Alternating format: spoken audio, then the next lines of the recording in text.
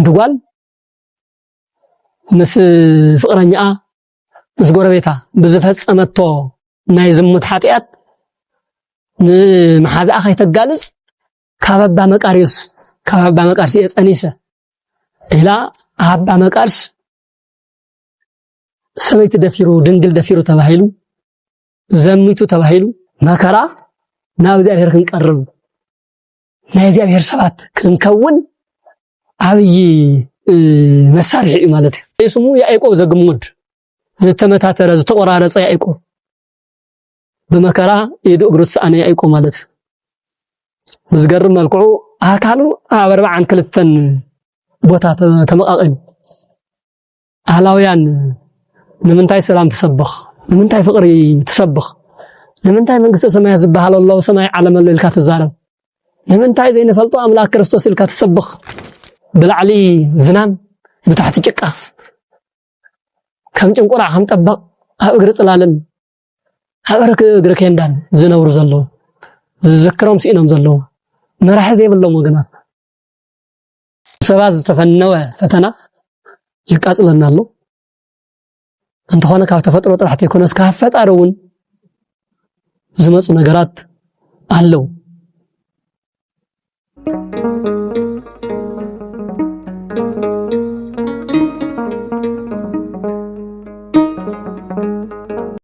በስመ አብ ወወልድ ወመንፈስ ቅዱስ አሐዱ አምላክ አሜን። ክቡራን ክርስቶሳውያን አመላ ዓለም ኮይንኩም እግዚአብሔር አምላክኩም እና አምላክኩም ነዚ ዓለም ፈተና ዘይተጻዊርኩም ትነብሩ ዘለኹም አመንት እግዚአብሔር ኩላሃትኩም በቢ ከከም ጊዜ ሰዓትኩም ከመይ ለሃትኩም ከመይ ሓዲርኩም ከመይ ውዕልኩም እግዚአብሔር አምላክ የዋህረሮ አምላክ ስለዝኾነ ምርህራየው በመግበቱ መግቡ ንጸመይ አንግሎ ዝቆረረ ከዲኑ ንዝጨነቆ ተስፋ ኮይኑ መግቡ ተንከባኺቡ ክብረ ሞገሲቡ ኣብዚ ዘብጽሕና አምላኽና ስሙን ዘለዓለሙ ዝተባረኸን ዝተመስገነን ይኹን እሞ በቀጥታ ናብ ትምህርትና ንምእታው መከራ እንታይ እዩ ክርስትና እንታይ እዩ ኣብ መከራ ናብ ክርስትናን ከራኸው ዝኽእል መስመርስ እንታይ ዓይነት መስመር እዩ ብዙኾነ ዓለም እስካብ ዘለና ናይ ደቂ ሰባት ህይወት ኣብዚ ዓለም እስካብ ዘሎ መከራ ብፈተና ዝተፈላለዩ ችግራት ዝተኸበበ ህዝቢ ማሕበረሰብ እዩ ዘለና ኣብ ዓለም ከለኹም መከራ ኣለኩም ኣብዚ ዓለም እስካብ ዘለኹም ኣብ ልዕሊኹም ብዙሓት ሰባት መከራ ከብፅሑልኩም እዮም ከሳቀዩኹም እዮም ከፈናቀሉኹም እዮም ኮታስ ኣብ ልዕሊኹም ዘይፍጽምዎ ነገር የለን ንስኻትኩም ትተሓዝኑ ዓለም ክትሕጎስ እያ ንስኻትኩም ክትርበሹ ንስኻትኩም ክትጭነቁ ዓለም ክትዘልል እያ ክትዕንድር እያ ዓለም ክትዘፍን እያ ክትጭፍር እያ ይኹን ዳ እምበር ንስኻትኩም ድሕሪ ሓዘን ሓጎስ ኣለኩም ክትሕጎስ ኢኹም ክትዓብዩ ኢኹም ክትለዓሉ ኢኹም እንተወዲቅኩም ክትስኡ ኢኹም ተስፋ እንተቆሪጽኩም ተስፋኩም ተቐጺሉ ምስ እግዚአብሔር ትሕጎስሉ መዓልቲ ቀረባ እዩ ሽዑ ዓለም ክትሓዝን እያ ንስኻትኩም ብግልባጡ ክትሕጎስ ኢኹም እናበለ ይነግሮም ማለት እዩ እዚ እናበለ ምስ ከደ ኣብቲ ናይ መጨረሻ ቁጽሪ ኣብ ዓለም ከለኹም መከራ ኣለኩም ሕዚ ዓለምስ ምስ መከራ ተተሓዘት ነገር ከም ዝኾነት ይዘረድእ ብፍላይ ንኣመንቲ እግዚአብሔር እንተኸተልቲ ክርስቶስ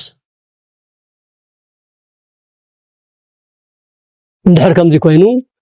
ዓለም ከመይ ትኾነላ ንሕና ዓለም ንነብር ክርስቲያን ከመይ ንሳቕ ኣለና ከመይ ንጽገም ኣለና ጸገምና መከራና ካበይ ይመጽዩ ከመይ ተፈጢሩ ብዙሕ ነገር ምባል ንኽእል ኢና ኣብ ዓለም እስካብ ዘለና ግን ከም ሓደ ውህብቶ ጌርና ኢና ተቐቢልና ያዝ መከራዚ መከራዚ ኣብ ዓለም እስካብ ዘለና ከም ሓደ ውህብቶ ጌርና ኢና ተቐቢልና ክርስቶስ ንተኸተልቱን ደቀ መዛሙርቱ ኣብ ዓለም ከለኹም መከራ ኣለኩም እንታይ ኢሉ ቃል ክርስቶስ ይዕጻፍን እቲ መከራ ንሱ ትጭንቅ ንሱ ኣብ ክርስቲያናውያንን ኣብ ልዕል ዓለምን ይቕጽል ኣሎ ብፍላይ ኣብ ክርስቲያን ደሞ ዝበርታዕ ይኸውን ስለዚ ኣብ ዓለም ከለና መከራ ኣለና ኣብ ዓለም እስካብ ዝተንቀሳቀስና ብፍላይ ሓቂ ሒዝና እንተተንቀሳቀስና ብፍላይ ዝጸንዐ እምነት ዝጸንዐ አገልግሎት እንተሃሊና ብኡልክዕ ብሰይጣን ዝምወሉ ጸላእትና ካብ ላዕል መከራ ካብ ጽሕልና ከም ዝኽእሉ ዝቃዚ ምስክርና እዩ ማለት እዩ በመሰረቱ ከም መእተዊ እዚ እንድሕሪልና ተመከራ ንብለና ፈተና እዩ ፈተና ንብሎ ዘለና ኣብ ዓለምና ዝርአ ስቃይ ጥምየት ይኹን ጸርፊ ይኹን ኣብ ልዕሊ ሰብ ዝወርድ ግፍዕ ብምልኡ መከራ ኢልና ንጽውዖ መከራን ፈተናን ኢልና ንጽውዖ ስለዚህ መከራ እዚ ፈተና እዚ ካበይ ክመጽእ ይኽእል ፍልፍሉ እንታይ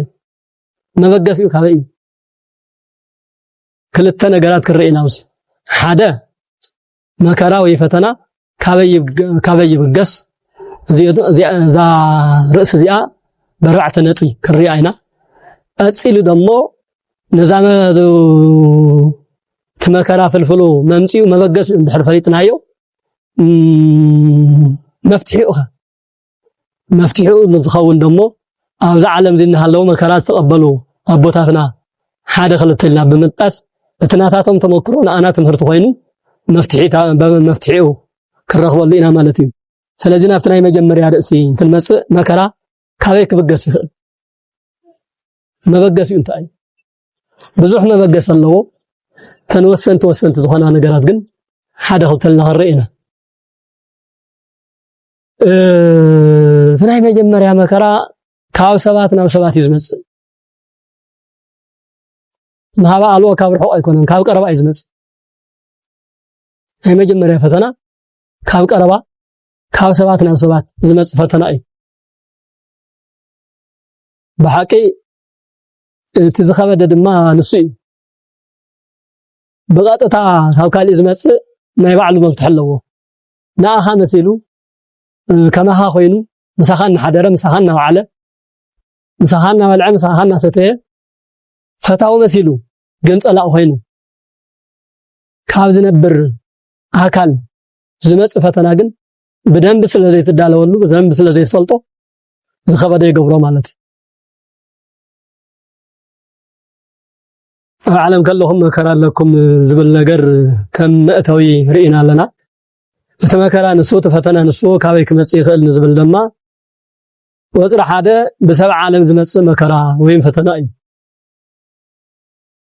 بسبع عالم بعالماويان سبات عالماويان سبات توجسون على عالماويان سبات نعم منفساويان سباتون كما تدخل مكرام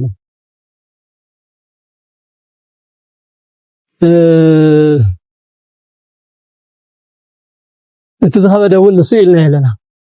مهنياتو ካብ ጸላኢኻ ዝመጽእ ነገር ጸላኢኻ ምዃኑ ስለትፈልጥ ተጠንቀቕካ ተዓጢቅካ ትጸንሕ በመንፈሳዊ ዓለም ይኹን በስጋዊ ዓለም ብዙሕ ግዜ ዘጥቃዕካ ፈታዊ መሲል እምበር ጸላእ ኮይኑ ኣይኮነን ጸላእማ ጸላኢ ዝኸበደ መከራ ዝኸበደ ፈተና ግን ካብ ፈታዊኻ ንኣኻ ካብ ዝመስል ካብ ሰብ ናብ ሰብ ዝመጽእ ፈተና መከራ እዩ እዚ እውን ብመጽሓፍ ቅዱስ ኣደጊፍና ንምግላጽ ቀዳማይ ተሰሎንቄ ምዕራፍ 2 ቁጥር 2 ብርሃነ ዓለም ቅዱስ ጳውሎስ ኣብ ተሰሎንቄ ዝነበሩ ወገናቱ ኣብ ዝጻፈ መጽሐፍ እንተሪኢና ወአው የለሊክሙ ተአምሩ ዘከመ ገበርነ ለክሙ ወይኮነ ለከንቱ በወያተና ሀብየትክሙ አህዋተይ ናሃትኩም ዝመጻናሉ መንገዲ ናሃትኩም ዘአተናሉ ሁነታት ቀሊል ከም ዘይነበረ ተፈልጡታ ይኹም دائمو هممنا وتسألنا ذكما تأمروا أنتم بعلتهم كم تفلتوا أنا أحدكم كنا مهرلنا أنا أحدكم كنا سبخلنا أنا أحدكم كنا دحلنا أنا أحدكم أهزمت أنا له ساعات نجارك قليل كم زين مرة كنت أدأس ببزحنا كراب ببزح صارفي ببزح قفعي ببزح ችግር استعجب خمس ነበረ ተፈልጥዮም ኢሉ ይገልጸለው እዚ ማለት ታዩ ቅዱስ ጳውሎስ ሰባት ኪደ ምህር ተባሂሉ ሰብ ከምህር ሰብ ከድሕን እዩ ተንቀሳቀሱ ሰብ ከምህር ከድሕን ኣብ ዝተንቀሳቀሰሉ ሰዓት ግን ቶም ሰባት ባዕሎም ንቅዱስ ጳውሎስ ፈተና ይኹንዎ ነይሮም ንቅዱስ ጳውሎስ መከራ ይብጥሕሉ ነይሮም ከመከራ ካብኣቶም ትመጽእ ከም ዝነበረት እውን ለሊኩም ተኣምሩ ባዕልኩም ትፈልጥዋ ኢኹም ንሕና ንኣኻትኩም ክትሰብኹ እንተለና ንኣኻትኩም ክነገልግል እንተለና بقليلو ينبره بكنتو ينبره بتاع مخبيدن صنوعن ነገር ነይሩ ሓደ ግዜ ተጸርፉና ሓደ ግዜ ትገርፉና ብዙሕ ነገር ተቀበልና አና ነው ደረጃ ዘውጽሕናኩም ስለዚ እቲ ያባና ዘውጻሕኩም ወግፍዕን ጸርፍን መከራን ኣብ ካሊ hayበጽሕ ተጠንቀቁ ሎሙ ክርስቲያን ኮይንኩም ይሁን ሎሚ ገፋዕትን መሳደድትን አተልትን ተይኮንኩምስ ተገፋዕቲ ተሳደድቲ ኮታስ በክርስቶስ ስም መከራ ተቀበሉ ይኹም በር በክርስቶስ ስም ዝኣመነ ተጋፍዑ ክትኮኑ አይግባኡኩም ምክንያቱ ተንሕና ዝሓለፍናየ ነገር ካባኻኩም ዝበጽሕና ዝነበረ መከራ ባዕልኩም ትፈልጥዎ ኢኹም እንዳበለ መከራ ፈተና ካብ ሰባት ናብ ሰባት ክመጽእ ከም ዝኽእል ቁልጭ አቢሉ የርእየና ማለት እዩ በጠቅላላ ለምሳሌ ዳዊት ልበ አምላክ ቅዱስ ዳዊት ናይ ዳዊት ህይወትን ተርእናውን ተመሳሳሊ ህይወትን ርኢ ካላይ መጽሐፈ ሳሙኤል ካላይ ምዕራፍ 15 ቁጥር 1 ጀምርና እንሪኦ ዳዊት በእግዚአብሔር ተፈተወ በሰብም ተፈተወ ንጉሰ ነገስት መላ እስራኤል 12 ነገደ እስራኤል ዝመርሕ ንጉስ ከም ዝነበረ በመጽሐፍ ተመስከረሉ እዩ ይኹን ዳእምር ፈተናው ዝወጽሕ ሰዓት መከራ ኣብ ዝበዝሕ ሰዓት መከራ ከመን ይመጽእ ነይሩ እንተልና ካብ ቤተሰቡ ታናይ መጀመሪያ ፈተና ታናይ መጀመሪያ ናይ ዳዊት መከራ ካብ ወዱ ካብ አብየሰሎም ዝተፈነው መከራ ነይሩ ካብ ወዱ ካብ ጎረቤት ኳስ አይኮነን ካብ ወዱ ሓወቦ ኳስ አይኮነን በገዛ ወላዱ ናይ ስጋኡ ዓጥም ተኸፋል ያብራኮ ከፋል አብልዑ እስቲው ከዲኑ ዛዕባ ይወዱ አብየሰሎም አብዘይ ሰዓቱ ናይ አቡ መንግስት ከነጠቀደል ለዳዊት ካመነረ መንግስቱ አፈናቂሉ ካመነረ መንግስት ካብ ዝፋኑ አውጪው ናይ እስራኤል በረኻታት ናይ ፍልስጤም በረኻታት በረኻን በረኻ ከሐድር ዋሻን ዋሻ ከዘውር ክንዲዚ ዝኣክል መከራ ዝበጽሖ በወዱ በአብየሰሎም አቢሉ ነይሩ ስለ ክርስቶስ አምላክናውን እስመ ሰብ አብየቱ ይጻረሮ ለሰብ የመጀመሪያ ጸላዩ ቤተሰቡ እዩ ስለዚህ መከራ ካበይ ይመጽእ ካበይ ይበገስተልናስ ካብ ሰብ ማለት ሰብ እንተንብል ግን ካብ ዓለማዊ ሰብ ዓለም ዘስመጠቶ በይነይ ክበልዕ ዝብል በይነይ ክሰት ዝብል በይነይ ክነብር ዝብል በይነይ ክነግስ ዝብል ስለ ሓው ዘይጭነቅ ስለ ዓዱ ዘይጭነቅ ስለ እምነቱ ዘይጭነቅ ስለ ፈጣሪው ምንም ደንታ ዘይብሉ በሆነ ዓለማዊ ሰው ይባል ኩላትና ዓለም ኢና ነብር ዓለም ዝነብር ኩሉ ግን ዓለማዊ ይኮነ ኣብ ዓለምና ነበረ ሰማያዊ ስራሕ ይሰርሕ እን ቅዱስ ያሬድ እነ አቡነ ሳሙኤል እነ አቡነ አብየ ጊዜ እነ አቡነ አላኒቆስ እነ አቡነ ገብረ መስቀል ዘለጋሶ እነ አቡነ ሳሙኤል ዘቆየጻ እነ አቡነ ሳሙኤል ዘቃሬጣ እነ አቡነ ሳሙኤል ዘዋልድባ እነ አቡነ ሳሙኤል ዘሃሌሉያ እዚኦም ኩሎም ሰባት እዮም ኣብ ዓለም ዝነበሩ ሰባት ግን ኣብ ዓለምና ነበሩ ሰማያዊ ስራሕ ዝሰርሑ ቅዱሳን ሰባት እዮም ሕዝቲ ፈተና ካብ ሰብ ናብ ሰብ ይመጽእ እንብሎ ዓለማዊ ሰብ ዓለማዊነቱን ዓለም ዘስመጠቱ ሰብ ለምሳሌ ከምን ግያዝ ከምን ዲያማስ ከምን ይሁዳ ከምን አብየሰሎም ወደ ንጉስ ሙሰቡ ኸቢሩ ሙሰቡ መልክዑ ደሲልዎ ዝነብር ጥሜት ዘይፈልጥ አርቃን ዘይፈልጥ ኩሉ ነገር ተመቻቸወሉ ሰብ ይነይሩ ግን ኣብዘይ ሰዓት ሆነግስ ናይቦነ አቡቀት ይሎ ቦሳዲዱ ከነግስ ስለዝደለ ናበቡ حيال مكرا حيال قف أوصح مالته سلازي مكرا كاب يبقس كاب بيتسب كاب عركها كاب وجن كاب قربيت كاب عدها كاب عدنا زلوا مكرا كاب الحقوق نص يكون كاب أوروبا كاب أمريكا زمص يكون كاب إثيوبيا زمص تقرأ حاوي سوت غلا لا إثيوبيا هم إثيوبيا تبالع عن مكران زلا كاب الحقوق زمص من أخت يكون حدا بلعو نقص حدا بلعو نسخ نبر أنت سلطان نقول لي أكل نير أنت هافت نقول لي أكل نير تم سيساي نقول لي أكل نير جن بينك نبر بينك بلع بينك نقص بين سلطان كحز إذا بالحمى أتحساسوا أبدك سباس اللي تفترة أوزع عدنا زلوا مكرا تخسيتون كم تداويت بيت منقص قديفو فقدوا أكاتات لحد رنزوع النوارح زي أكل زنبرة مرحتنا من مرة منقصهم قديفهم سلطانهم قديفهم كل منهم قديفهم بسبب بزمص مكرا قلاتن بينن كالوت برخاتات تግራይን سفيرهم نيرهم استحاد ነገር ኮይን ዋላ እስካ ሕዝውን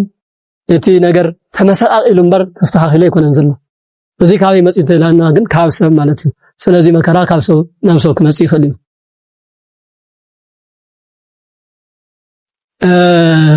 ሓደ ዝትልና ካልኣይ ካብ ሰይጣን በቀጥታ ካብ ሰይጣን ዝመጽእ ካብ ሰይጣን ዝመጽእ ፈተና ካብ ሰይጣን ዝፈኖ መከራ ኣሎ ሰይጣን በخلተ መንገዲ ይሰርሕ ባዕሉ በቀጥታ በተዛዋሪ በخلአይ በሳልሳይ ወገን ተይኮነስ ባዕሉ በአጋንንቱ በሰይጣናቱ በሰራዊት አጋንንት ሰራዊት ሰይጣናት አቢሉ ዲያብሎስ በባዕሉ ዘምጾና ዘዓለም ዘምጾ መከራ ኣሎ በሰባት ሓዲሩ በሰባት ገይሩ ድማ በፍጥረታት ሓዲሩ ድማ ብዙሕ ነገር ይገብር ስለዚህ በቀጥታ ካብ ሰይጣን ናብ ሰባት ዝመጽእ ፈተና ድማ ኣሎ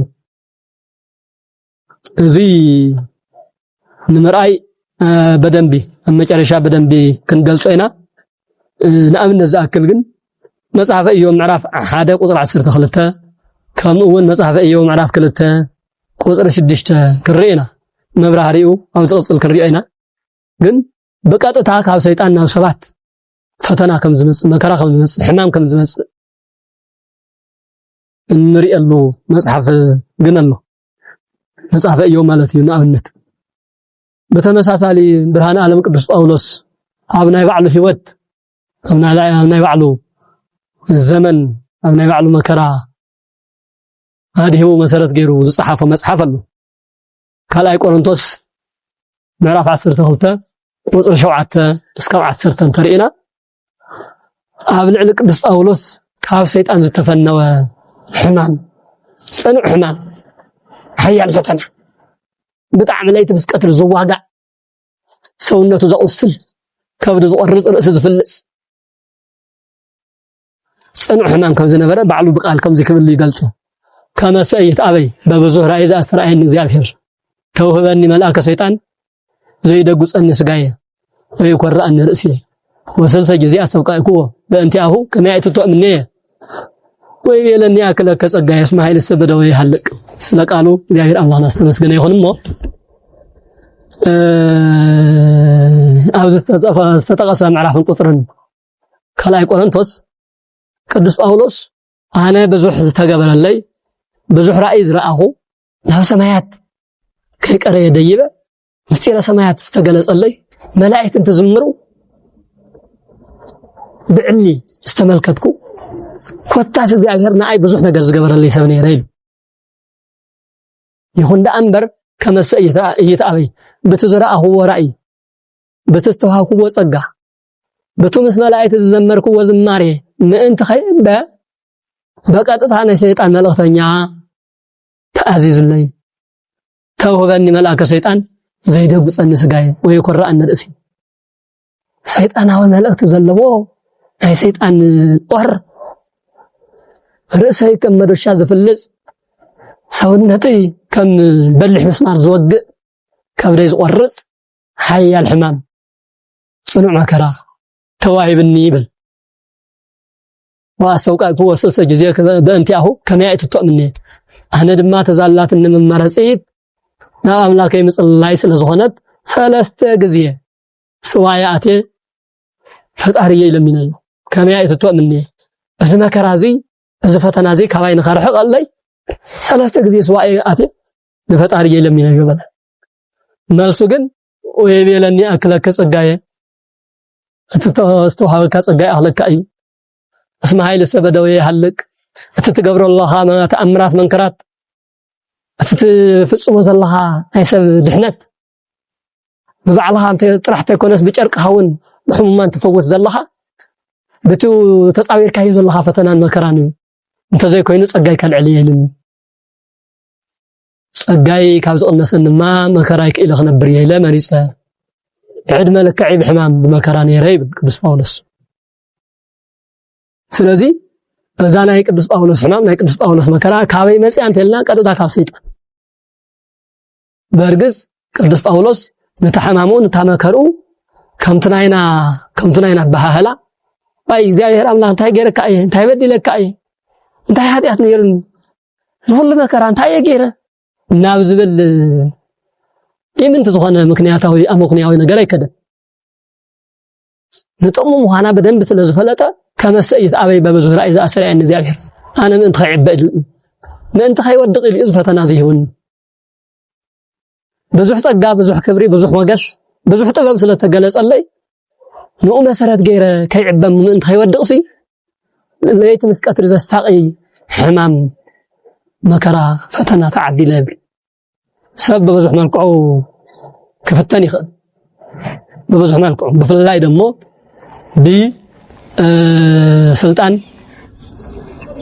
በስልጣን በሃፍቲ በትምህርት በዘን ሰለስተ ነገራት ብጣዕሚ ሰብ ይዕበ ይምካሕ ምሁር ተኾይኑ ከመይ ዝበለ ምሁር ከመይ ዝበለ እሕና ዘይነበብና የመጽሐፍ የለን ዘይበጽሕና ይዓዲ የለን ዘይነበብና ዘይንፈልጦ ነገር እኮ የለን ዝተፈላለዩ ቋንቋ በመፍላጡ ሓደ ነገር በመንባቡ በትምህርቱ ዝዕበ ሰብ ብዙሕ ካለ ደሞ በስልጣኑ ዝዕበ ስልጣን ዘይሐልፍ ዝመስሎ ወዮ ስለዚ حلف እዩ ተቀቢልዎ ዘሎ አው መስበጽሐት ግን ዘይተሐልፍ ዘይተሰዓር መሲላቶ በስልጣኑ ዝዕበ ደሞ ቁጥር ሰፊ ይብሉ በሃፍት ንብረቱን ተሃፍት ንብረት ሓላፊ ጠፋእ ምዃኑ ረሲዑ እግዚአብሔር ጽዒሩ ገዒሩ ተመሲልሉ እግዚአብሔር ፈቂድሉ ሃፍት በዓል ሃፍት ምዃኑ ከም ዝኾነ ከይተረድእ ተሪፉ በሃፍት ዝመካሕ ብዙሕ ካለ በመልኩዑም በቤተሰብ በዘመድ አዝማድ በብዙሕ ነገር ክመካሕ ይኽእል ስለዚህ በዘለዎ ነገር እንታይ ኮነ ክመካሕ ዘለዎ ሰብ እግዚአብሔር በዘገበረሉ ነገር እግዚአብሔር በመእማኑ ዘሰይት መካህ በዝ ለይት መካህ በአይምሮ ወበለቦ እግዚአብሔር ኢላ ቅድስት ሐና እመሳሙኤል ሰብ በሀብት በንብረት መልክዕ በስልጣን በጉልበት በፍልጠት ከመካህ ይብሉን ታዳ ከመካህ እንድሕር ኮይኑ እግዚአብሔር በመፍላጡ እግዚአብሔር በመእማኑ እግዚአብሔር አምላክ ይሉ ኣብ ትሕቲ አምላኩ ተጸሊሉ በመንባሩ ከመካህ ይግቦ እንበር ካብዚ ወጻይ ትንክሕተ የድልን ተባሂሉ ተጻሒፉ ቅዱስ ጳውሎስ ንዛዝ በጽሕቶ መከራ ከምና ይናገላል ጻይኮነን ገሊጽዋ ሕድ ገዛውቴ አዴታትና ቦታትና መናእሰይና ይኹን ወለደና ዝበጽሖ መከራን ካልእ ሜላ ካልእ ምኽንያት ይዝፈጥ ተጋጌ በዲለ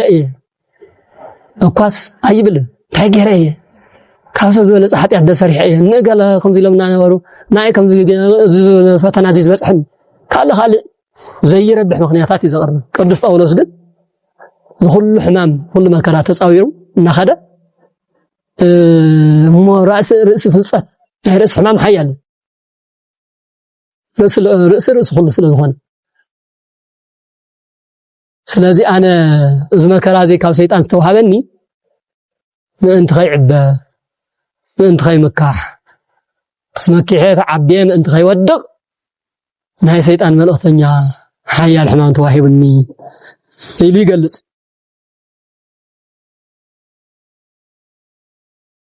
ይቕጽል እሞ ወሰመርኩ እትመካሕ በህማሜ አነ ግን بحمامي كحقوس كمكح تسمع معي بمكرايس كحقوس تسمع معي وهنياتو دحر مكرا زلو سناي ነገር ከም ዝመጽእ ስለዝፈልጥ بمكرو አይመረረን بفتنو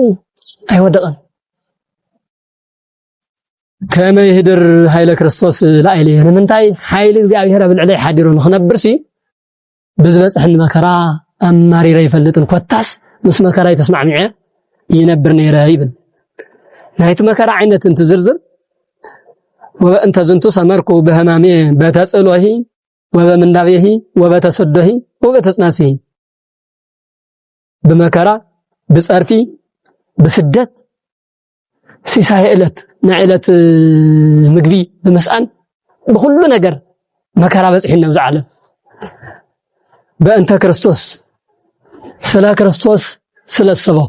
كريستيان سلا زخون أو كريستنا سلا صنعه زخون نجري بصحنا نيرو أنا جنبن اسمه سواء أهم أسأل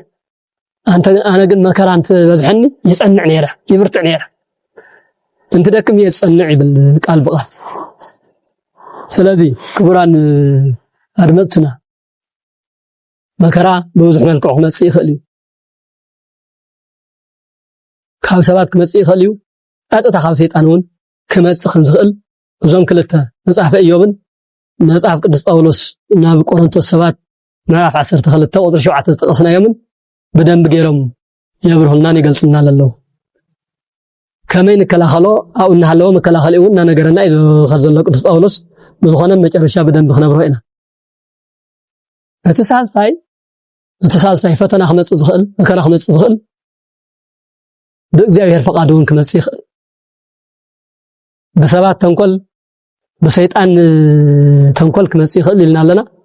بእግዚአብሔር ፈቃዱን ከመጽእ ይኽእል መከራ ልበ አምላክ ቅዱስ ዳዊት መዝሙር 38 ቁጥር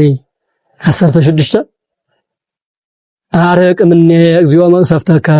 እስመ እንጽና እድየከ ሃለቁአነ ወጌታ እግዚአብሔር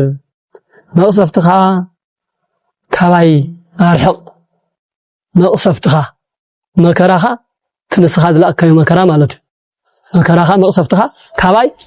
አርሕቅ ካብ ሓይሊ ኢድካ ዝተልዓለ ተወዲ ኣለኹሞ ኢድካ ከቢዱን ኣለሞ ማለት ናባይ ዝፈነኻዮ መከራ ኣብ ርእሰይ ጸኒዕ ኣሎ ካብቲ መከራ ንሱ ዝተልዓለ ተወዲ ኣለኹ ሃሊቕ ኣለኹ ስለዚ ወጎይታ ኢድካ አልዕለለ ኢድ መቅሰፍትኻ አልዕለለ መከራኻ አርሕቀለይ እናበለ ይጽል ነይሩ በተመሳሳሊ ትንቢት አሞጽ ምዕራፍ 3 ቁጥር 6 ተሪናውን እግዚአብሔር እንተዘይ አዚዝዶ ኣብ ከተማ መከራ ክወርድ ይኽእል እግዚአብሔር ተዘይ ፈቂዱ እግዚአብሔር እንተዘይ አዚዝዶ መከራ ናብ ዓለም ይመስል እዩ ታዩ በኻሊ መልክዑ በእግዚአብሔር ፈቃዱን ዝመጽእ መከራ በእግዚአብሔር ትእዛዙን ዝመጽእ ፈተና ከም ዘሎ ይረዳእና ግብረ ሐዋርያት ምዕራፍ 2:11 ተሪናውን ተመሳሳሊ ኃይለ ቃል ነረክ ኢድ እግዚአብሔር በረህራሄ በቸርነት ተኸውን እንበር በመዓት ተኸውን ኢድ እግዚአብሔር ከቢድ እዩ ኣብ ዓድና ኢድ ሰባት ጥራሕ አይኮነን ኢድ እግዚአብሔርን ከቢዶን በብዙሕ መልክዑን ፍተን ኣለና ብዙሕ ነታቱ አመከራውጪ ንመላለስለና إذا ما أتك خباير حق يزلو الله قدس داوود نحناون أرق زيوم أصفتك من يخلو لي قبأنا اسمع إنسان عاديك هلقوانا إذا زيابير حيالي برتعي نتم عبيان نتم عمس أنياتات نتم نسب زي ريرو زي حزمو زي دقة حيال إذا يزلو زيابير زي داوود أبز بدل له ساعات داوود أبز تقاقي له ساعات أصنع عبيلو مسحازو إذا ما قصفتها مكرا خارحق اللي قويت حيلو ناو داوي زميص مكرا كاو እግዚአብሔር ቀጥታ አስተላخ መከራ ይነር ምክንያታዊ ነገሩ በዓሉ ዳዊት ምዝበደሉ በደል نتزبدل بدل مستخخل خون كاو እግዚአብሔር ዝተላኸ መከራ ግን ነው እቲ መከራ ንሱ እስከበደ ይባል ይድካል حقለይ ይድካል ዕለለይ ዝውዘል ዓድናውን በብዙሕ ነገሩ ካብ ሰባት ዝመጽእ መከራ ካብ ሰባት ዝተፈነወ ፈተና ይቃጽለና ኣሎ እንተኾነ ካብ ተፈጥሮ ጥራሕት ይኮነስ ካብ ፈጣሪውን ዝመጽኡ ነገራት አለው ኩሎም ነገራቶም ክንጻወር ዓቅሚ ሓጢርና ኣለና ስለዚህ ዘለና መማረጺ ናብ ፈጣሪና ምቅራብ እደማአትካ አርቀልና መከራኹም ያኽለኩም በለና ኢልና በጽንዓት ናብ ፈጣሪና ከም ዳዊት ክልምን ይግበአና ማለት እዩ ምናልባት በፈቃድ እግዚአብሔር ዝመጽእ መከራ እንትንብል ሓደ ጊዜ ባህላና ምስ ማሕበረሰብና ዝተተሓዘ ብሂላት ኩሉ ነገር በእግዚአብሔር ፈቃድ ዝመጽእ ዝመስሎ ማሕበረሰብ ብዙሕ እዩ ኩሉ ነገር በእግዚአብሔር ፈቃድ ይመጽእ ኣብ ትግራይ ኢሉና ኢትዮጵያ ዘሎ መዓት መከራ ድብለቕለቕ በእግዚአብሔር ፈቃድ ዝመጽእ ይኮን አውዚ ፈሊና ክረድኦ ዝግባና መፍላጥን መፍቃድን ነን እግዚአብሔር ዘይፈልጥ ነገር የለም መከራና ይፈልጥ ስደትና ይፈልጥ ጽንተትና ይፈልጥ ዝበጽሕና ሁሉ ነገር መስበጽሕና ጥራህ እንታይ ኮነስ ቅድሚ መጽሕናውን ቅድሚ ልዕሌና መፍጻሙን ክፍጸም ከም ዝኽእል እግዚአብሔር ይፈልጥ ናይ ፍልጠት ገደብ ይብሉን እግዚአብሔር ንሕና ክንጠፍእ ንሕና ክንሳቀ ግን እግዚአብሔር ይፈቅድ ዝመጽ በዚ ናይ ጽንተት ኩናት ዝተአወጀ በሰባት እንበር በእግዚአብሔር አይኮንም ከም ዝተአወጀ ከም ዘወጀ እግዚአብሔር ይፈልጥ መፍላጥ ካሊ ከምዚ ዓይነት ግፍ ኣብ ዓለም ክበጽሕ ግን እግዚአብሔር ይፈቅድ ታይዳ ንሰባት ሙሉ ነጻነት ይበሎ በነጻነቱ ተጠቅሞ ሰብ ብዙሕ ነገር ክብል ይኽእል ስለዚህ እግዚአብሔር ፈቂድ ወሎ ማለት ፍቃድ ምስ ድልየት ተተሓዘ እዩ ንሕና ኹን ጉዳይ እግዚአብሔር ይደል ሰባት ግን ንሕና ኹን ጉዳይ ይደል በሰይጣን ዝሕገዙ ሰባት በሰይጣን ዘምልኹ ሰባት ኣብ ልዕልና ብዙሕ ነገር ክፍጽም ይኹ እዚ ነገር እግዚአብሔር አይደል አይፈቅዶ ክኸውን ከም ዝኽእል ግን እግዚአብሔር ይፈልጥ ማለት እዩ እና በእግዚአብሔር ፈቃድ እዩ ሓደ ሰብ ለዓል ሓደ ሰብ ተላዒሉ ንቀቲልዎስ ሞይቱ ተባሂሉስ አይ እግዚአብሔር ፈቂድ እግዚአብሔር ተዘይፈቅድ ደኾን ነይሩ ዝባሃል ነገር የለ እዚ ናይ ሰብ ገፍዒ ናይ ሰብ ፈቃድ እና እዚ በደንብ ፈሊና ክንፈልጥ ይግባአና ሓደ ነገር እዩ ብዙኾነ ግን መከራ ናብ ዓለም ብፍላይ ናብ ክርስትና ብፈቃድ እግዚአብሔር እውን ከመጽእ ይኽእል አፈላለዩ ግን በሰብ ዝመጽእን በሰይጣን ዝመጽእ ፈተና ንውድቀትና እዩ በእግዚአብሔር ዝመጽእ መከራን ፈተናን ግን ንህንጸትና እዩ ንህይወትና እዩ በደንብ አርቅ ቀብልና ንምርአይ እግዚአብሔር ጽንዓት ሃይማኖትና ንምፍታን ሃይማኖትና ክንደይናይ ጽኑዕ እዩ እምነትና ክንደይናይ ብርቱዕ እዩ ምስ እግዚአብሔር ዘለና ርክብ ዓሪኹ ጠብቕ ዓሪኹ ጸንዕ ስለዝደሊ በደንብ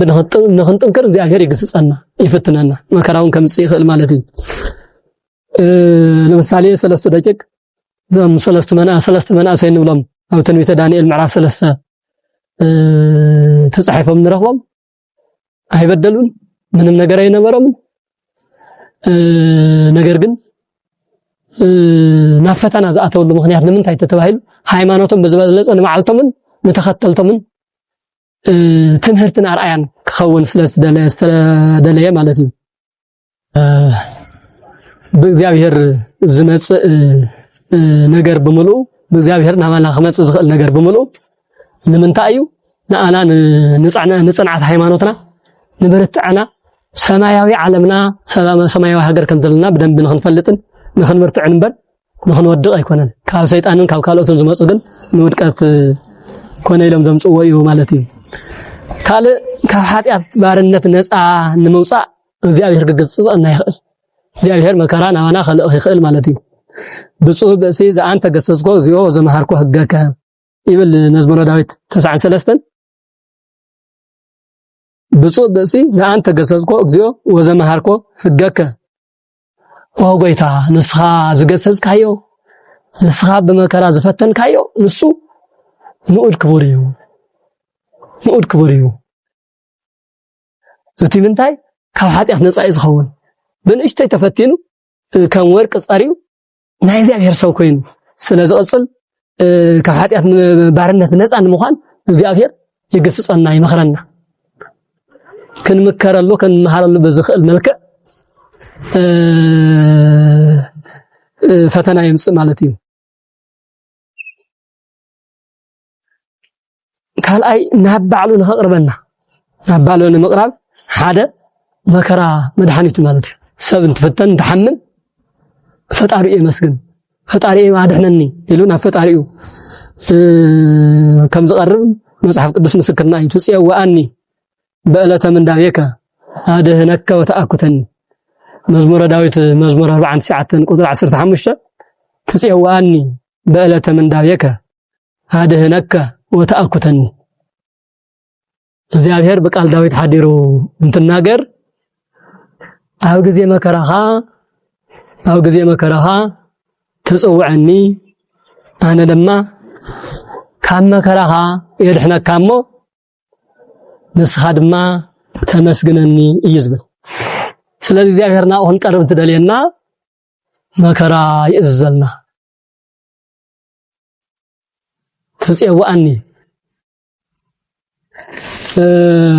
ትጽየዋአኒ በእለተ ምንዳቤከ አድህነከ ወተአኩተኒ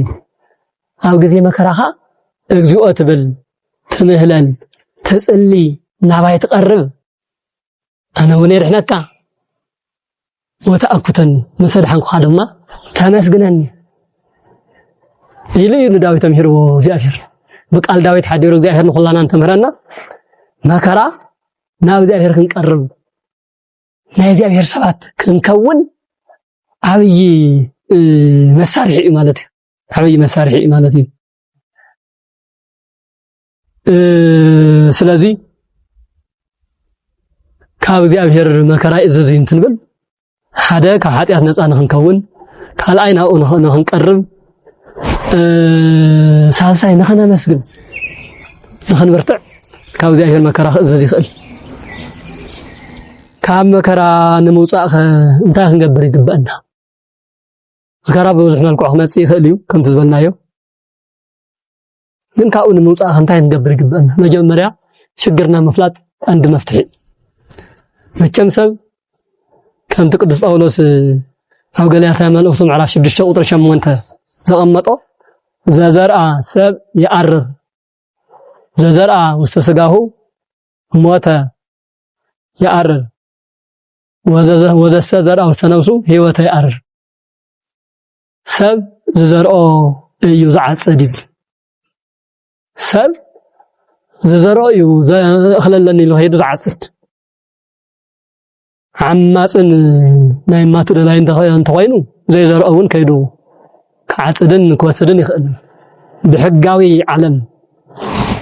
ብሕግን ብስርዓትን ዝግዛእ ዓለም ግን ሰብ ዝዘርኦ እዩ ዝዓጽድ እዚ ሰሙ እዩ ወርቁ ሰብ ከመካይዱ እዩ ጽቡቕ ሰርሕ ሰብ ንግዚኡ ጓላ እኳ ተፈተነ መጨረሻው ጽቡቕ ይዝኸውን ኣብዚ ዓለም እዚኣ ዝዘራእኻ ኢኻ ትዓጽድ ማለትስ ኢድካ ያጽንሐካ ጠቢቡ ሰለሞን እውን እድየከ ትጸንሐካ ኢድካ ትጸንሐካ ይልኩ ኢድካ ትጸንሐካ እዚ ማለት እንታይ ማለት እዩ ሓደ ወላዲ ሓደ ቦ ንደቁ ብፍቅሪ ተንከባኺቡ መኺሩ ገሲጹ ኣብሊዕ የስትዩ መጊቡ በስርዓት እንተዕብዩ ደሓርቶም ደቁ በስርዓት ተንከባኺቦም ኣብ ግዜ እርጋኑ ጠዊሮም እንተጠመየ ብሊዕም ተጸመየ እስትዮም እንተዓረቀ ኸዲኖም በዝግባእ ይንከባኸብዎ ካልእም በተመሳሳሊ እቱ ሰብ ንሱ በዓሉ ሰላም ዘይደሊ ሰላም ኣብ ገዛ ሓንከርክር ዝፈጥር ዝዋቃዕ ሰበይቱ ዝድብድብ ደቁ ዘባረር زيጨቃጨቅ እንተኮይኑ ግን ደቁሉ ንስታና ዓበዩ ንስታና ናተምሃሩ ስለዝዓበዩ كم عينة منفس يمزنص بتمساسالي نحنا حماق نسبات حماق نحسن تخوينا سبات تمليسهم انا حماق محصوهم يترف نقتل نبارن نحر كوينا تمليسهم قتلنا خبرونا عقم زوزو زطريلو ساعات مكرم يترف ስለዚህ ዓለም መብርዕስና ዘሚት አላ ኣብዚ 3-4 ዓመት ግን ስለብ ዘርኦ ስለዝዓጽድ መሊሳ ዘርአቶ ነገር ተዓጽዳላ አበይንና ዝነበረ መከራ ኣብ ዓለም ኩሉ ይዝራል ስለዚህ ካብዚ መከራ ንምውጻእ ቀንዲ መፍትሄው ዘራኻዮ ስለተዓጽድ ሕማቅ ከይትረክብ ሕማቅ ክትገብር ይብልካን ማለት እዩ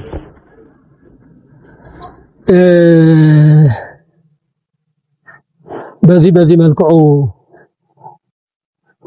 ካብ እግዚአብሔር ዝፈኖ መከራ ንጽናዓት ካን ሁሉ ብዙሕ ነገር ካኸውን ይኽእል ካሊ ደሞ ብፍላይ ፈጣሪኻ ብደንቢ ንምፍላጥ ይሕግዝ መከራ ፈተና ጥምየት ሕማም ጉስቁልና እዚኦም ብምልኦም ተደሚሮም በደንብ ልብኻ ተጠጣውኝ ካሉ ተፈጥራዊ ተሐሳስባኻ በደንብ ተሐሲብ ካሉ ፈጣሪኻ በደንብ ንምፍላጥ كحجزك يخلي كم زي يزبل قدس داويد مزمور 118 قصر 67 انسى زان ملئه من السايكو وانت ز انا اكون يذاك قدم مكراي تغاغخو سحاتكو حزغنا قالكا يحل الله قدم مكرا مصحو قدم ابرسي سقاي قدم مصحو يغاغن يره يسحات نيره سبي بدل نيره حماق يناغر نيره ነገር ግን እድካ ቆንጠጥ ሰበለትን መከራ መስመጸግን አልካ እህሉ አላህ ተመልከቱ ዳዊት ናይ ዳዊት ህይወት በብዙሕ መልኩዕና በጽቡም በሁለቱ መልኩዕና ንሪኦ ዳዊት መጽሐፍ ቅዱስ ዘብሎ ሐቅን ሐሰቱን ክልቲው صميقو ሰባት ኣብ ዝበደሉላ ሰዓት በደለኛታት ይቀምጦም ጽቡቅ ኣብ ዝሰርሑላ ሰዓት ደሞ ተጋጊኹም ኢሎም ገገኦም ይቀምጦሎም እና ብኡ ከም ንሪኦ ዳዊት 3 ዓበይቲ ነገራት ፈጺሙ ነይሩ ሓንቲ መዓልቲ ፍላይ 3 ዓበይቲ ነገራት 3 ዓበይቲ ሕግጋት ጥሒሱ 3 ዓበይቲ ሕግጋት ጥሒሱ ካፍቶም 10 ቃላት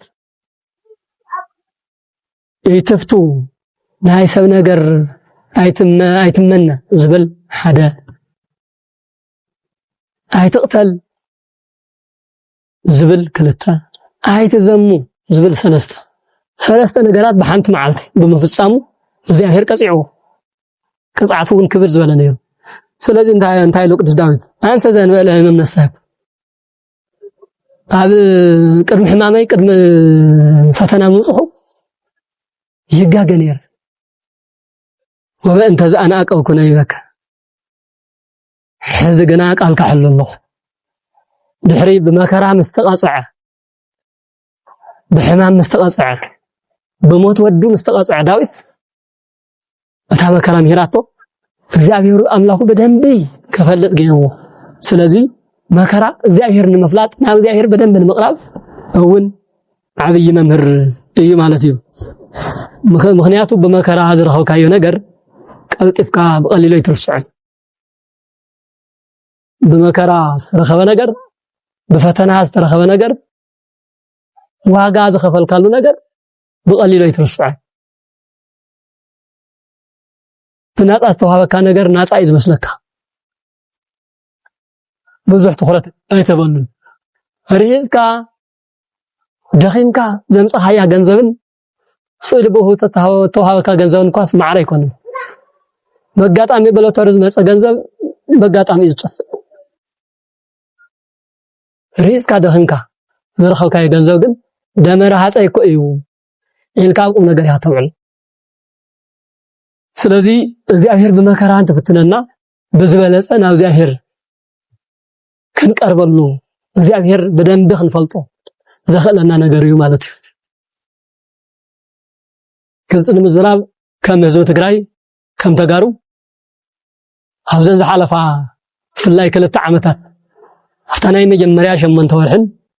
ኣታቃጽላ ዝነበረት ዝተወሰነ ወርሕን ዝነበረ ምስ እግዚአብሔር ዝነበረና ረክብን ስምምዕ ፕሪቶሪያ ተፈጺሙ ተባሂሉ ድምጽ ጥይት ድምጽ ድሮን ምስጠፈአን ካብ ዝጠፈሉ እንድሓር ዘሎ ዘለና ምስ እግዚአብሔር ዘለና ረክብ ማዕረ ይኮነ አፍት መከራ ጊዜ በደንብ እግዚአብሔር ነሳውሶ ነርና በደንብ ና እግዚአብሔር ንቀርብ ነርና በደንብ ናምኖ ነርና ለይት መስቀትር እግዚኦን ብል ነርና ንራሃራህ ነርና ንተሓጋገዝ ነርና አፍት ሰዓት ንሱ እንዲያም ተፈናቀልተናን ካልአትናን ማዕረ ይበልዕሰት ነራ ማዕረ ይخدኑ ነራ ክንዲ ዝኣከለ የተሰቃዩ ነራ ፍላይ ካብ በኸባቢው ካብ ሑመራን ካብ ካልኦት ተፈናቂሎም ዝመጹ ወገናትና በጣም ዝኸፈኦም ሰላም መስተአወጀ ሰላም ተአወጁ መስተባሃለ ብድሕሪው ተዘክሮም ሲኢኖ ብላዕሊ ዝናም ብታሕቲ ጭቃ ከም ጭንቁራ ከም ጠበቅ ኣብ እግሪ ጽላልን ኣብ እግሪ ከንዳን ዝነብሩ ዘለው ዝዘክሮም ሲኢኖም ዘለው መራሒ ዘይብሎም ወገናት ሃይማኖታዊ መራሒ ይኹን መንግስታዊ መራሒ ሲኢኖ ክንዲ ትዝግበኦም ዘገልግሎም ዘይረኸቡ ወገናትና ድሕሪ ስምምዕ ሰላም እይቱ ገዲድዎም ዘሎ ንምንታይ ይድሱ ኣብ ግዜ መከራና በደንቢ ፈጣሪና ንሕጉሶ ነርና ንምርከኸሉ ነርና ንሰግድ ነርና ኩሉ ግዜ ንጎም ምሸት ኣብ ቤተክርስቲያን ንርከብ ነርና ከማና ይበልዑ ሰቲ ነሮም እዮም ከማና ገዛ ነይሮም እዮም ከማና ጽቡን ኣብራይ ነብሩ ነይሮም እዮም ስለዚህ ንሕና እውን ጽባሕ ዝመጸና ነገር ይንፈልጥና ባልና በደንብ ንሕግዞም ነርና ሰላም ኮይኑ ካብ ዝባሃል ድሓርና ቀነሰና መጽ ብድሕሪ እንዲያም ሽዑን ሰሳትና ንፈቃቀር ተሓጓጎስ ነርና አይዞኹም ንባሃል ነርና ንረዳዳ ነርና ሕዚ ግን ሰሳትና ንቀታተለና ድሮ ረሲዕና ደቅና በየመንገዱ ናተሐነቃ ይደረያ አለዋ ይድፈራ አለዋ መናእሰይና በገንዘብ ይሽየጡሉ ዓደም ለቂቆም ንሊብያና ካልእን በገንዘብ ይሽየጡሉ በሕዋቶም ትግራዋይ ይሸጡሉ ብጣዕሚ ዝሕዝን ነገር ዘሎ ሕዚ ሰላም ኮይኑ ካብ ዝባሃል ናገደደ ይኸይዶን ስለዚህ በዚህ አንፃር መከራ ናብ እግዚአብሔር ከምስ እግዚአብሔር ዘራኽብ ምስ እግዚአብሔር ዘፋልጥ ናብ እግዚአብሔር በደንብ ክንፈልጦ ከም ንኽእል ዝሕግዝ ዓብይ መሳርሒ ምዃኑ ኣብቲ ዝሓለፈ ዓመታትስ በደንብ ርዲት ወሲድና ኣለና ማለት እዩ ቅዱስ ጳውሎስ ወሮም የመልእክቱ ምዕራፍ 8 ቁጥር 35 እኮ መን ይሃድገና ፍቅሮ ለክርስቶስ ካብ እግዚአብሔር ዝፈልየና መን እዩ ኢሉስ ከም ክፈልዩ ይኽእል እዮም ዝበሎም ሕማምኑ ጻይሩን ምንዳቤኑ ተጽናስኑ ሽግር ድዩ መከራ ድዩ ጻዕሪ ድዩ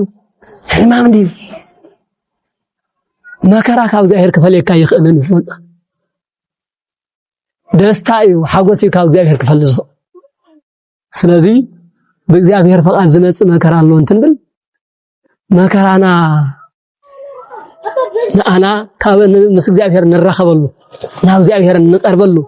ብዝበለጸ እግዚአብሔር መድሓኒ ምዃኑ ህይወት ምዃኑ ካብ ዝተደርበየ ደንጎላ ካብ ዝተተኮሰ ጥይት ከይቀረ ከም ዘድሕን ብዕሊ እንፈልጦሉ መሳርሒ ከም ምዃኑ ኢና ንርዳእ እዚ ኣብቲ ግዜ መከራ ብላዕልን ብታሕትን መዳፍዕን መትረየስስን ቁምብላታትን ካልእን ትወርድ እኮ ኣብ ቤተክርስቲያንና ኮይና እግዚአብሔር ኣሚንና ምን ይነቀናን ኢልና እኮ ቤተክርስቲያንና ንርከብ ነርና ታዲያ ኮይና ሓዘን ድሓር ኢልና ስለዚህ መከራ ፈጣሪ እግዚአብሔር በደንብ ንምፍላጥ ዝሕግዝ መሳርሒ ምዃኑ ክንርድኦ ይግባአና ማለት እዩ እዚ እንድሕሪልና ሰለስተ ኣርባዕተ ነገራት ጠቂስና ኣለና ናይ መከራ ፍልፍል ካብ እዩ እንተልና ካብ ሰብ ናብ ሰብ ክመጽእ ይኽእል ካብ ሰይጣን ክመጽእ ይኽእል ካብ እግዚአብሔር እውን ንድሕነትና ንጽንዓትና እግዚአብሔር ንምፍላጥና ክሕግዙ ብዝኽእሉ መልክዕ ካብ እግዚአብሔር እውን ዝመጽእ ፈተና ከም ዘሎ ጠቂስና ኣለና መከራታትና ብዙሓት እዮም ሎሚ ዓለምና ብፍላይ ትግራይና መከራ ዘይፈልጥ ትውልዲ ወለዶ የብልና መከራ ተፈቲኑን ሓለፈ ዘሎ ትውልዲ ዘለና እንታይ ነይሱ ግን ካብዚ መከራ ዘይ ከመይ ንወፅእ መፍትሒታቱስ እንታይ ይመስሉ መበገስ መከራታት ብዝተወሰነ መልክዕ እንድሕር ገሊጽና ኮይና ናብ መፍትሒኦም ክንከይድ መፍትሒ እንብለው ነገራት ናይ አቦታትና ህይወት ተሞክሮ በመውሰድ እዩ በመከራ ዝተፈተኑ ክርስቶሳውያን አቦታትና ተሞክሮም በመርአይ ትናታቶም መከራትናታቶም ከም መከራ ዝወጽሉ መንገዲ ትናታቶም ህይወት ንአና ንትመከራና ዓብይ መፍትሒ ምዃኑ ስለንአምን ካብአቶም ሓደ ሰለስተ ጠቂስና ትምህርትና ክነጠናቅቕ ኢና አፍትናይ መጀመርያ ዝጠቀስናዮ ካብ ሰይጣን ብዝመጽእ ፈተና ዝተፈተነ እዮም ሓደ መምህርና እዩ ሓደ አርአያና ተምሳሌትና እዩ ከም ዝፍለጥ ጻድቅ እዮም መጽሐፍ ቅዱስ ቃል በቃል ከም ዝብል ይዝገልጹ ንሱ እዮም ማለት እዩ ንሱ እንትብል ንሱ ፍጹምን ቅኑዕን እግዚአብሔር ዝፈርሕን ክፉ ካብ ምግባር ዝረሓቐን ነበረ ይብል መጽሐፍ እዮም ምዕራፍ 1 ቁጥር 2 ከምኡውን ኣብ ምዕራፍ ኣብ ቁጥር 8 ድማ ከም እዮም ገይሩ ንእግዚአብሔር ዘምልኽን ካብ ክፉ ዝረሓቐን ፍጹምን ቅኑዕን ሰብ ኣብ ምድሪ የለን ዶ ኣብ ምድሪ የለን ኢሉ ይድምድም ማለት እዩ ከም ታንተው ዘልናዮ ሰይጣን ኣብዛ ዓለም እዚ አንተ ማነው እዮም ኣብዛ ዓለም እዚ አንተ ነብር ጽድቁ ቅንዕንኡ ንጽህንኡ እምበር ዋላ ሓንቲ ነገር ኣይተጠቀሰን ክፋእ ዝበሃል ዘይብሉ ንጹህ ሰብ ከም ዝኾነ እዩ ዝገልጽ መጽሐፍ ቅዱስና ከም ትዝበልናዮ ደቂ እግዚአብሔር ኣብቲ ዝተጠቀስናዮ ምዕራፍን ቁጥርን ደቂ እግዚአብሔር ናብ እግዚአብሔር ኣብ ቅድሚ እግዚአብሔር ጠጠው ኢሎም መንፈሳዊ ሪፖርት ከቅርቡ ደቂ እግዚአብሔር ዝብሎም መላእክት እዮም መላእክት ናብ እግዚአብሔር ቀሪቦም ጠጠው መስበሉ ሰይጣን እውን ካብኣቶም ከም ሓደ ኮይኑ ኣብ ቅድሚ እግዚአብሔር ጠጠው በለሞ እግዚአብሔር ንስኻ እንታይ ደሊኻ መጺኻ እንተብሎ ዓለም ዘይረ ጎብኔ ሃዊ ጸሪኤ ያመጽእ እሞኸ ከም እዮም ዝበለ ቀንዕ ሰብ ረኺብካ ዶ ወእዮማ እንታይ ጎዲልዎ ኩሉ ነገር እኮ መሊኡ ዘሎ ኩሉ ነገር ተዝጎድሎ ግን ከሓደካ ነይሩ መስሎ ናይ ሰይጣን ሓሰትና እዮም ጽድቅን ኣብ ዓለም ክግለጽን መምሃር ክኸውን ስለዝደለ እግዚአብሔር በልክድ ነው ሰይጣን ከአንበር ዘለዎ ነገር ኩሉ ፈይደልካ ኣሎ ኮይኑ በፍቃድ እግዚአብሔር በሰይጣን ዝመጽእ ፈተና ማለት እዩ ፈተና እዚ ስለዚህ እየው ዝነበሮ ነገር ብሙሉ በሓደ መዓልቲ ሲን ናብ ዝርዝሩ ኢና አትጠቅላላ ዝነበሮ ነገር ብጣዕሚ ኣብተ ዘመን ንሱ ከም እየው ዝበለ ሃፍታም አይነበረን ከም እየው ዝበለ ደቁ ዝሰመሩ ዝበዝሑ 10 ውላድ ዘለዎ በዓልቲ ገዙ ቤቱ ገዙ በደንብ አስተኻኺሉ ዝመርሕ ተሓጉሱ ዝነብር ምንም ነገር ዘይጎደሎ በሰብን በእግዚአብሔርም ዝተኸበረ ሰብ ነይሩ እየው ኣብተ ዘመን ንሱ ግን ኩሉ ነገር ሽዑ መዓልቲ ሲን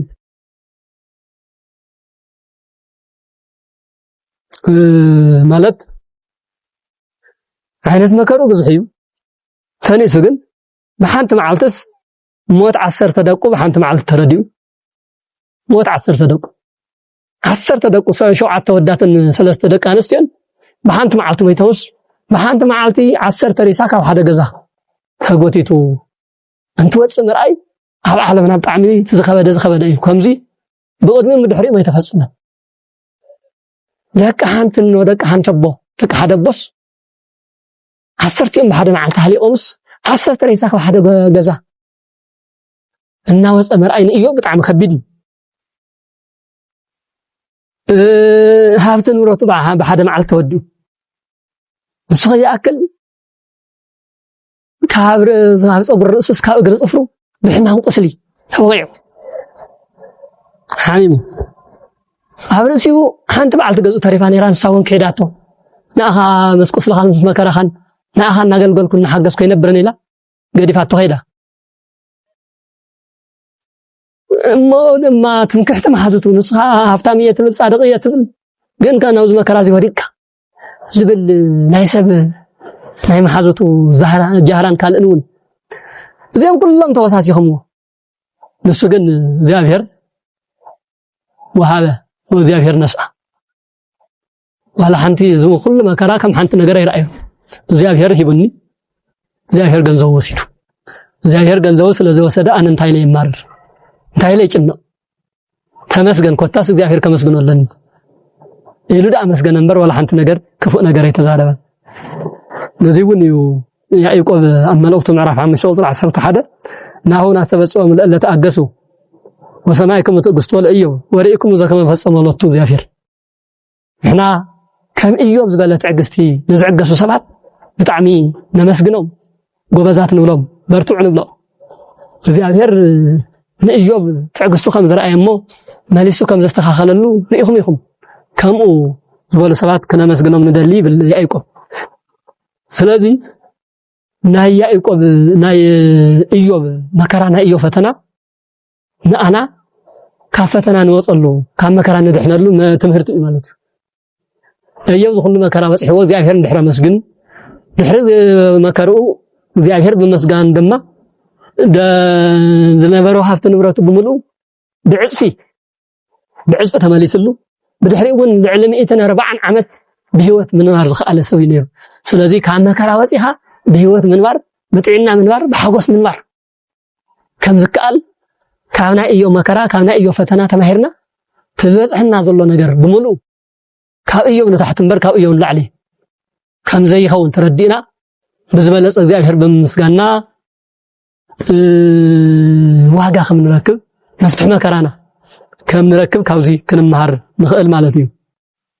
አባ መቃርስ ማለት ብፁዕ ማለት እዩ ናይ ስሙ ትርጓሜ ብፁዕ ንዑድ ክቡር መቃርስ ማለት አርአያ መነኮሳት ገዳማዊ አቦ እዩ ንዞም ገዳማውያን ንዞም መነኮሳት አርአያ ዝኾኑ በብዙሕ መልክዑ ተፈቲኑ መከራ ሓሊፉ ታሪኽ ዝሰርሐ አቦ እዩ ማለት እዩ ካፍቶም መከራታት ውስጥ ተወሰኑ ነገር ሕፅር ብልና ንምጥቀስ ድንግል ባህታዊ ጾዋሚ ተሐራሚ ትጉህ ዝነበረ እንትኸውን አብርስ ድንግልኑ አብርስ ንጽህኑ አብርስ ብቃዓቱ ዘንጸላለወ ናይ ሰባት ክሲ ናይ ሰባት ኃጢአት ንሱ በዘይ ሰርሖ ሰሪሑ ተባሂሉ ተኸሲሱ ሓንቲ ጓል ምስ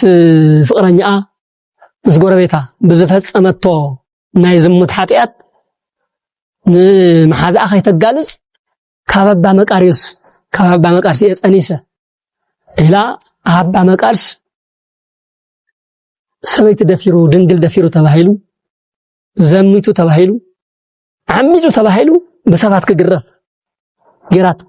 ወለዳ ሕዋታ ወራባብታ ተአኪቦም የቀበሮ ናይ ቡኻሪያ ባህታዊ እናልካለካ ከምዝና አላህ ገዝካ ተነበር ጓልና ደፊር ካይሎም በብዙሕ ገሪፎም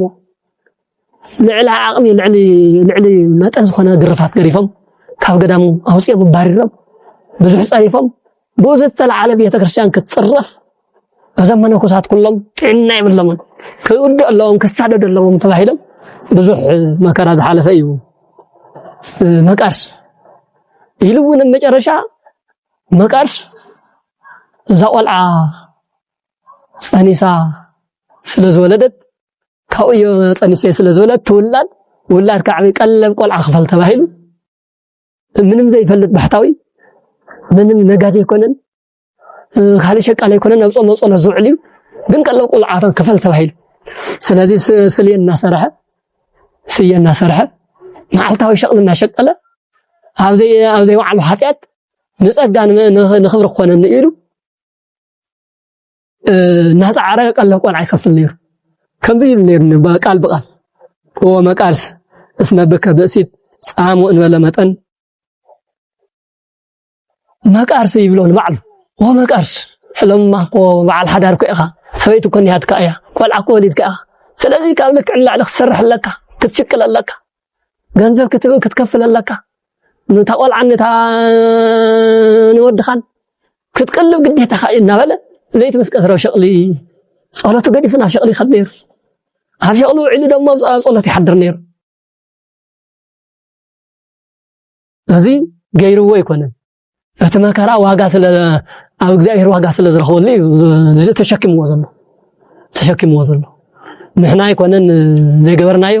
ገይርናዮ እኳ ገይርኩም ተባሂልና ተተቐፂዕና ተተኣሲርና ውዒሎምኒ ዘመድ ዘይብለይ ኮይነ ሰብ ዘይብለይ ኮይነ በዓል ስልጣን ዘይብለይ ኮይነ እምበር ኣነ ማይ ባዕልኩ እናበልና ኢና ብሓሰት ክነመስክር ብሓሰት ክረትዕ ዘይዓቕምና ኢና ንጓየ እቶም ቅዱሳን ወለድና ግን ንጸጋ ኢሎም ይቕበልዎ ይዕገስዎ ነይሮም ቅዱስ ወንጌል እውን ከምዚ ይዝብል ብፁዓን አንትሙ ሰው ይሰድዱክሙ ወይ ዘነጉጉክሙ ወይ ነብኩ ለእኩ ኢለይክሙ እንዘይየሱ ንስኻትኩም ኣብ ዘይስምኩም ስም ኣብ ዘይስራሕኩም ወስራሕ ሰሪሕኩም ተባሂልኩም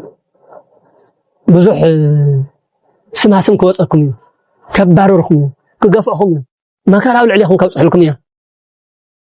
ኣብቲ ሽዑ ግዜ ንስኻትኩም ግን ተፈስዎ ተሃሰዩ እስመ ብዙሕ እሴትኩም በሰማያት እስመ ከመዝ ሰደድዎም ለነቢያት እለም ቅድሚክሙ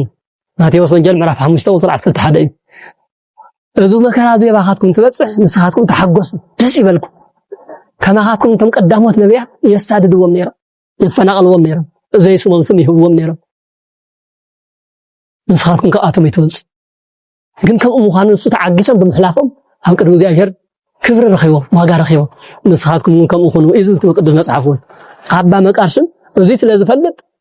ተዓጊሱ ብዙሕ ነገር ኣሕሊፉ ድሓር ነገራት ተስተኻኺሉ ብጣዕሚ ዝገርም መልክዑ መጋቢት 27 ኣብ ዝንበብ ስንክሳር ብደንቢ ተጻሒፈሎ ሙሉእ ታሪኹ ምንባብ ትኽእሉ ኢኹም እቲ ናይ ሓጢያት ታሪክ ሓጢያት ኮይኑ ተሪፉ ናይ መቃርስ ታሪክ ግን ንኣና ጽንዓትናን ትምህርትናን ኮይኑ እስካብ ሕዚ ይቕፅለሎ ማለት እዩ ስለዚ ናይ ዘም ቦታትና መከራ ብደንብ ተረዲእና ንሕና እውን ከምኡ ምንባር እንተጀሚርና እግዚአብሔር ክብርና ይምልስ ዳሓር ይሕጉሰና ንግዚኡ ዓለም ስለ ዘለና ክንሓዝን ክንጭነቕ ንኽእል ኢና ግን ደጊምና ይንጭነቕን ከምቶም ቅዱሳን ሐዋርያት እምዝዳግመ እንመውት እንደገና ኣይንመውትን ካልኣይ ንመውትን ዝበልዎ ንሕና ክርስቲያን ካልኣይ ንመውትን ካልኣይ ንጽገምን ጸገምና መከራና ውዚ ይሐልፍ ይውዳእ ኣለ ናይ መጨረሻ ሰዓትና እውን ኣህለ ስለ ዝኾነ ናይ መጨረሻ ሓደ ኣብነታዊ ናይ መከራ ሰብ ዝተጻሕፈ ኣብ ስንክሳር ቅድሚ 28 ዝንበብ ታሪክ ምርኣይ ንኽእል ኢና ያዕቆብ ዘግሙድ ይዝባሃል ብዙሓት ያዕቆብ ዝበሃሉ ቦታት ኣለውና ካብ ያዕቆብ ሐዋርያ ካብ ያዕቆብ ካብ ሰብኣ ኣርድእቲ ሓደ ካልኦትም ያዕቆብ ወዲ ይስሐቅ እውን ኣሎ እዚ ግን ኣብ ሓድሽ ኪዳን ኣብ ራብዓይ ክፍለ ዘመን ኣከባቢ ዝነበረ ያዕቆብ እዩ መፍለይ ስሙ ያዕቆብ ዘግሙድ ዝተመታተረ ዝተቆራረፀ ያዕቆብ በመከራ ኢዱ እግሩ ተሳኣነ ያዕቆብ ማለት ብዝገርም መልክዑ ኣካሉ ኣብ 42 ቦታ ተመቃቀሉ ኣህላውያን ንምንታይ ሰላም ትሰብኽ ንምንታይ ፍቅሪ ትሰብኽ ንምንታይ መንግስተ ሰማያት ዝበሃል ኣሎ ሰማይ ዓለም ኣሎ ኢልካ ትዛረብ ንምንታይ ዘይነፈልጦ ኣምላክ ክርስቶስ ኢልካ ትሰብኽ ንምንታይ ኣይተዓምጾ ኣይትበድሉ ትለና ከምድላይና ዘይንነብር ዝብሉ ሰባት ተላዒሎም ኣብ መቃኒ ተስቃይ ኣብ ስቃይ ውስጥ ኣብ መከራ ውስጥ ኣትዮም በበመዓልቱ ኣካሉና ቆረጹና ገመዱ መታቲሮም ዘግሙድ ሰባለ ዝተገመ ዝተቆራረጸ ማለት ንስንታይ ይብል ነይሩ ብዝገርም ነገር ኦ ጎይታ ኢየሱስ ክርስቶስ ዝተቆረጸ ኣካለይ ከም ፍረ ወይኒ ተቀበለለይ ኣብ መዓልታ ኢዱን ተቆርጽዎ ኦ ጎይታ ኢየሱስ ክርስቶስ እዛ ዝተቀበለት ዝተቆረጸት ኢደይ ከም ፍረ ወይኒ ከም ንጹህ ወይኒ መስዋዕት ጌርካ ተቀበለለይ ናይ ወይኒ ኣትክልቲ በብሰለስተ ኣጽቂ ናይ ባዕሉ ክፋል ኣለዎ እንትቆረጽ ኣጽቁ በዚሑ በሊጹ ይልምልም ይሰፍሕ እዩ ይዕንብብ እዩ ይፈሪ እዩ ከምቲ ናይ ወይኒ እንትቆረጽ زبزح زسفح زتطع ناتي أكليون كم تقرص وين غير كتقبل الله يمو بتقرص انساغن كريستيان كبر تغبر الله كريستيان كبر تغبر الله ወንጌል ካብ ዓለም ክሰፍሕ ግበረለይ ተላላቲ ቁራጽ አካለይ ግን ከም መስዋዕት ገርካ ተቀበለለይ እንዳበለ ይጽል ነይሩ አካላቱ ሁሉ ተቆሪጹ ተወዲው አፍጻም የጸሎት ተላላ እዝኒ የለ አፍንጫ የለ አይን የለ ኢድ የለ እግር የለ ሁሉ ወራሪጾም ድንብልብል ኮይኑ ተሪፍ እንታይሉ መጨረሻን ተጸልይ ወጎይታ አና ናባኻ ዘርግሖ ኢድ የብለይ إذا زرقح خيصلي نواخذ زرقح إيدي من إيدي تقاريص تملكتوا ناي قدوسان أبوتاتنا زقرب نجا أنا إيدي زرقح خيصلي سي زرقح إيدي باللين تقاريص زنقساق تنقساق أي سبية كريستيان كي قدس كي ودس مهليت كي قوم حزبي كي يقلقل كي سبخ منقساق أسقري باللين نبيت المقدس كاخد ما أزعتان كيجان وهي شاتت أفنج أبلي ما صحف قدسني داوود دقيمة وزح صلي مساحة خير رخب زنب والله عيني بالليل عيني عويري تمسقني لخير ناقر بقالي كيف هركواس ملحاسي تقوريصي حزب بوشتاوي لساني زل ناقر زل لسانو تقوريصي كنفرو تقوريصي أسنانو رقيفين كحمو تنسي استرفو نقر يلا ግን እዚያም ሁሉም ክፍለ አካላትና ቆረጸ እና ቆጠረ እዚያም ሁሉም የለውን ይሉ መጨረሻ እዚያም ሁሉም የለውን እዚያም ሁሉም በመከራ ናይ መከራ ሰለባ ሆይነም ያ ስለዚህ ይሉ ታላይ መጨረሻ ጸሎቱ ነፍሴ ተቀበለን ስጋይ ተወዲእሎ በሰባት ሰይጣን ዝሓደረው ሰባት አካላቴ በሞላ በራዕን ክልተን ተቆራሪ ተወዲእሎ ተገማሚ ደሎ ሰረፈት ካፍታ ድንብልብል ዝኾነ ሰውነተይ ነፍሰይ ተሪፋል ነፍሰይ መስዋዕት ገርካ ተቀበለለይ ከም ዝቀደሙ አካላተይ ከም መስዋዕት ወይኒ ከም መስዋዕት ስርናይ ተቀበለለይ ለካለሁ ከም ተቀበልካለይ አምን ሕዚ ድማ ታስተረፈት እንኳ ህይወተይ ንሳወሰድ ገላግለን ኢሉ ጸለየ ኢዝብ ይገርም ሕዚ መከራዚ እዚ ስቃይዚ ምስናይና ስቃይ ምስናይና ኩነታት ተነጻጽርናዮ ፍላይ ክርስቲያንና እንበል አካላት ካለ ዘይክብል ከተይ ይኽእል ካለ ዓለም ኣብዛ ዓለም እዚኣ ተሓጊሱ ተደሲቱ ዘሊሉ ጨፊሩ ደኒሱ ደሲልዎ ከሐልፍ ይዝደል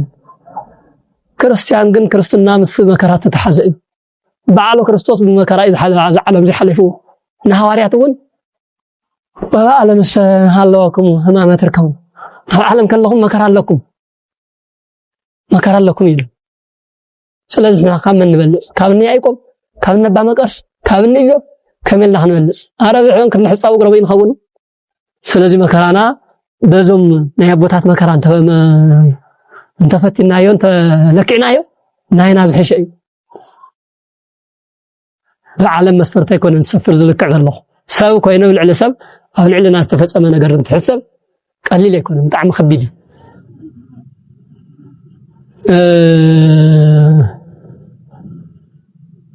بفلاي زي السيسي سكونا زي السيسي إكليا أنسى سكونا هو الأيلية كم زبر القدس داوود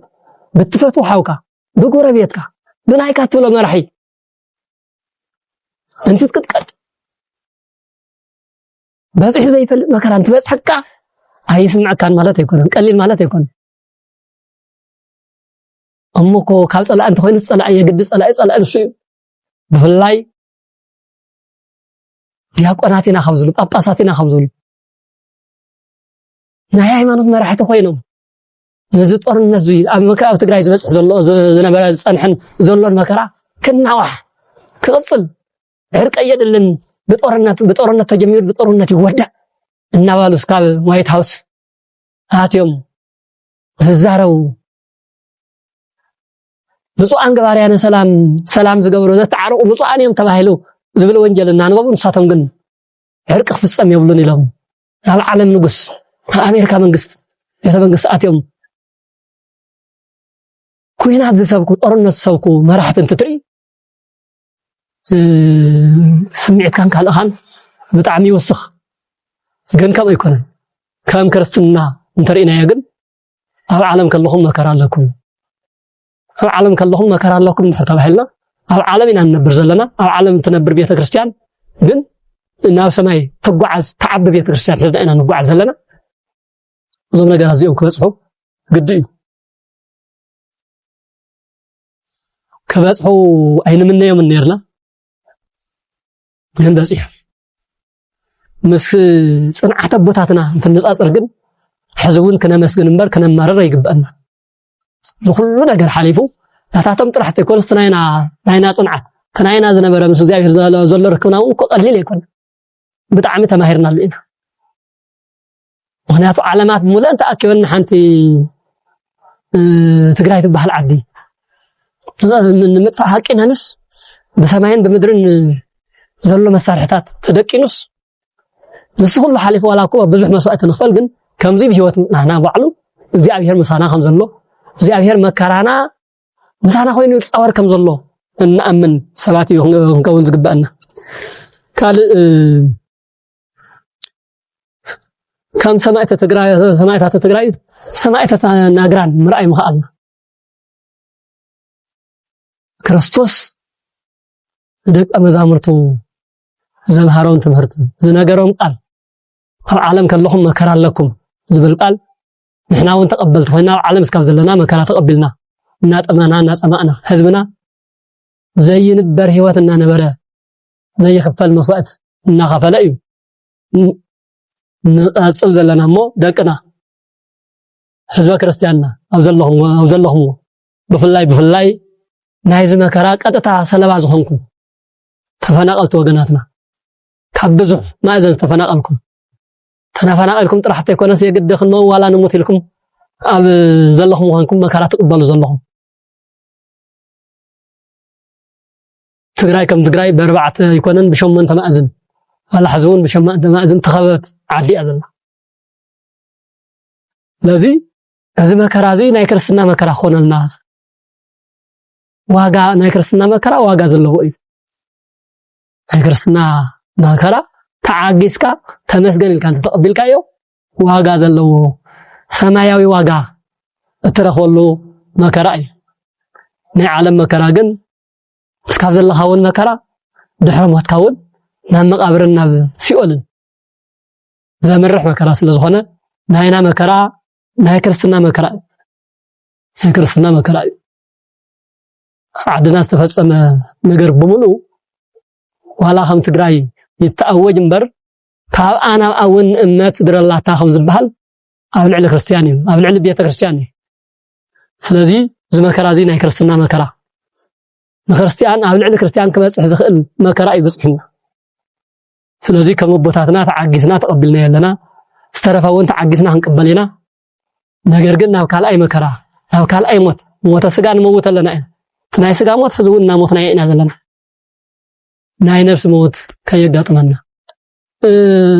ካልኣይ ከምዚ ዓይነት ናይ ስጋ መከራ እውን ከየጋጥመና ፀኒዕና በርቲዕና ኣምላኽና መስግና ኣምላኽና ተማሕፂና ጸሊና ምስ እግዚአብሔር ዘለና ርክብ ጽኑዕ ክኸውን ከም ዝግብኦ ካብዞም ሰለስተ ኣቦታት ካብ ኢዮብ ካብ ኣባ መቃርስ ካብ ቅዱስ ያዕቆብ ዘገሙድ ብደንቢ ክንምሃር ይግበአና እዩ ናይ ሎም ማዓንቲ መልእኽትና ስለዚ ወገናትና በብዘለኹምዎ እግዚአብሔር ይባርኩም እግዚአብሔር ይቀድስኩም መከራና ናይ ክርስትና መከራ ይግበረልና ኢሉውን መከራና ያኽለኩም ይበለና ካብዚ ላዕሊ ኢድ እግዚአብሔር ብልዕለና እንተኸቢዱ ካብዚ ላዕሊ ናይ ምሽካም ዓቕምና እውን ይውሕድ ይንእስ ስለዘሎ እግዚአብሔር መጀመርያ ኣኻእሉ ሂቡ ኣብዚ ዘብፅሕና ነመስግኖ ካብዚ ላዕሊ መከራና ከይቕፅል ደሞ ንምሕፀንዎ ንልምኑ ክረምትና ሰላማዊ ክረምቲ ኮይኑ ዝዘንም ዝናም በረከት ኣለረድኤት ኮይኑ ተዘርኡ ኣዝርእቲ በቂሎም ናብ ነሲሳይና ንምግብና ዝኾነሉ ካብ በረድ ካብ ነጣሪ ካብ በራሪ ሰዊሩ نحنا نعقللو نحنا نمقبلو دقنا زعبيلو كغبرلنا እግዚአብሔር ቅዱስ ፈቃዱ ይሆናልና ዝተመዛበለ ወገናውን ቀልጢፉ ካብዚ ላዕሊ በተስፋን ጽበየን ተኮነስ ቀልጢፉ እግዚአብሔር አፍትር አብልዕሊ ሓያላን ነገስታት ጽኑዓን ነገስታት ልባቶም ይረህርህሞ አብልዕሊም ሓዲሩ ልቦም ይረህርሁ ዝተጀመረ ናይ ሰላም ስምምዕነት ተፈጻሚ ኮይኑ ኩሉ ቀልጢፉን እናብዓዱ እናመረበቱ ዝመለሰሉ ሰናይን ክብርን ሞገስን ዘለዎ ዘመን ይበረልና እግዚአብሔር ምስኩላትና ይሁን ወስብሐት ለእግዚአብሔር ወለወላዲቱ ድንግል ወለመስቀሉ ክቡር